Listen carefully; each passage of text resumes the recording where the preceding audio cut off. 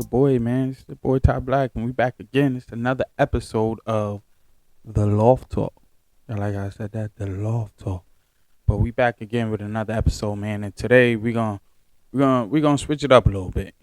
Typically it's the men versus females, and men versus women. Sorry for all you ladies out there, men versus women.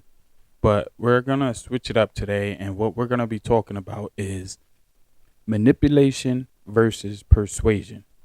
Now, the reason why I bring this up is because, in many situations, when people stop dealing with each other, they tend to start tossing this word manipulation around. And the person was a manipulator, and, so that's why when somebody asks, oh, why'd you stay so long if you didn't like this? Oh, they were manipulating me. And so we're going to break down these two. We're going to break down the definitions of them that I got from Google. I'm going to be looking at my phone. I got them from Google, right? So we can talk about it and we can understand exactly what was going on, right? So that way we can stop using this word and stop painting this narrative if that's really not what it was, and start to take accountability for our actions and things like that, right?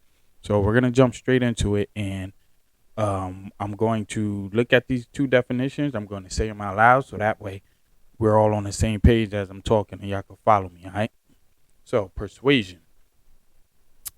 It says there's a vast difference between persuasion and manipulation. Persuasion advances the position of all involved. It advances the position of all involved, all parties, right? In contrast, a manipulative appeal is one that, if adopted, will negatively impact another. All right? So, now that we got that, let's start it off. Persuasion, right? It's for all involved, meaning everybody's going to benefit from whatever the plan is, right? So if a man asks his partner, hey, I want to start a business. And, within starting that business, it's going to benefit everybody. It's going to benefit his family, right? Now, as a woman, most of the time, right, y'all expect your guy to lead. You want him to lead the relationship. You want him to, do these things for you. So if you want him to lead, that obviously means if he's asking something of you, you're going to adhere to whatever he's asking because you're expecting his leadership to take you where you need to go, and you have to trust his word and whatever he's asking you. So if a man wants to start a business, hey baby, listen, I want to start a business. What I need from you is to just take care of the little things around the house, right? Let's just say we'll even toss in 2 kids, right? So he's asking of her to maintain the house, take care of the kids, while I'm trying to start this business that's going to take us to the next level. That's persuasion. He's persuading you, especially if you agree to it. Okay, baby, no problem. I got you. Do what you got to do so that way we could get to the next level. That's persuasion. Now, let's take that same instance, right, where throughout the midst of him trying to start his business, something happens between them, whatever the reasoning is, they go their separate ways. He goes this way, she goes that way. Now, once they depart from each other, now he was a manipulator, right? Because you don't really have anything to show from the relationship that y'all had besides you were taking care of the kids, but that was the role that you agreed to play. Now he's a manipulator because, you guys are no longer together, and he's still on the venture to build his business or do whatever it is that he's doing. And so people may ask, hey, well, why did you, what happened? Why'd you guys leave? Oh, well, why'd you stay so long? And it's, oh, he was manipulating me, this, that, and the third. And even if you take that same situation and you reverse the roles, right? And let's just say it's a woman who's trying to build a business and she has a man, whatever y'all call him, scrub, bum, whatever. He's not really doing much with life. He's sitting at home. He's playing the game all day, or whatever the case is. And she says, hey, listen, babe, I'm trying to take us to the next level. So I want you to do this, that, and the third. So that way I don't have to worry about that.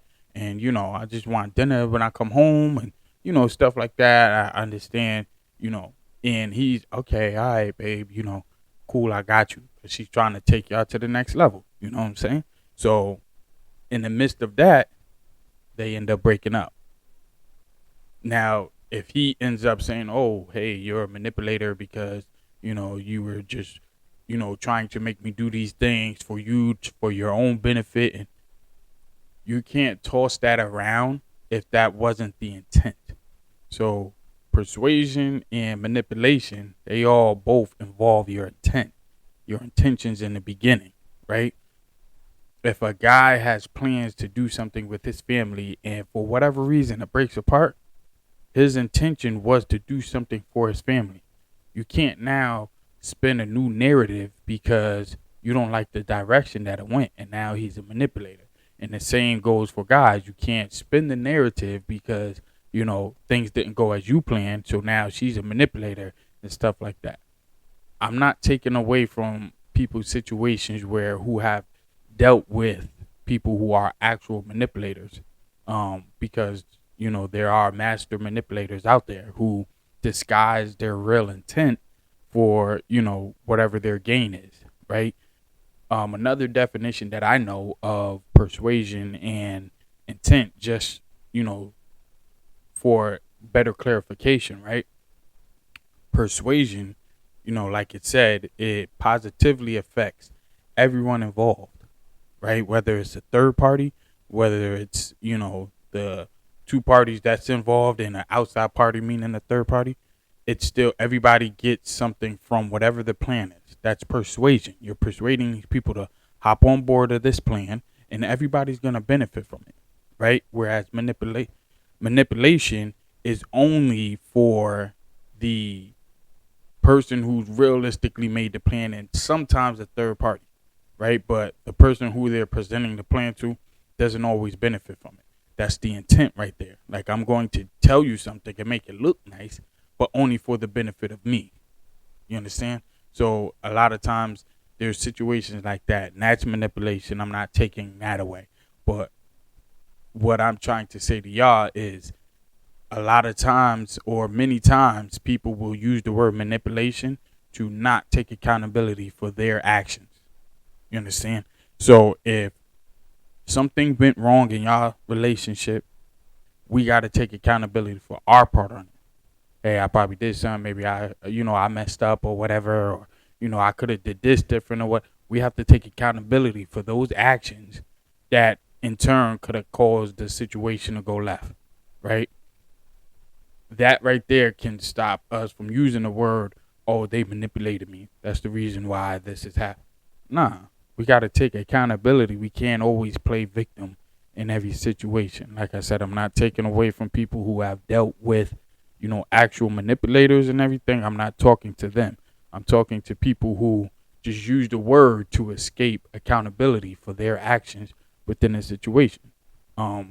So if you guys agree with me, if you think that, what I'm saying is a bunch of nonsense or whatever, just let me know, because, we can always talk about it. But this is just my, and I gave you guys the Google definition for persuasion and manipulation, and you can look it up and you'll get a similar definition of what I got, because that's the difference between them. But if you guys agree, let me know. If you don't agree, let me know too, so we can talk about it. But until the next episode, you already know who this is, man. It's your boy Ty Black. It's another episode of the Loft Talk, man. We out of here.